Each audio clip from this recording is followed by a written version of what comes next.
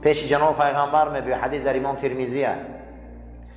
بعد از او قصه میکنه که آخه کردم، پیامبر میگه که 60 آدم باید طعام ته نمیتونم. ایمان فقیر کس این کن آن کن این کن، این میگه هم خیل 2 ماه پی روزه بگه و ما ضعیفم نمیتونم و میگه در پیش یک همه خرمچه خرما داشت، گویا اینم خرما در مردم مدینه صدقه کرد.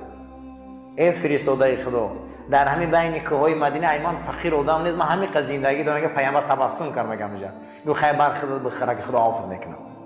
توی خ مهربان بودم. همین حزلا میکردن حضرت، حزلم در داخل ثواب بود. ما خنده حلال نداریم، حلال نمیخندیم. یا مضحکه چی میمون باز میخندونم، ما همه خندمون گناه های، باور کنی همش گناه های، همون میخندیم. یا همه خنده حلال میشه یا نه؟ البته میشه. خشا به حال آدم آتش خندونه. امام زازا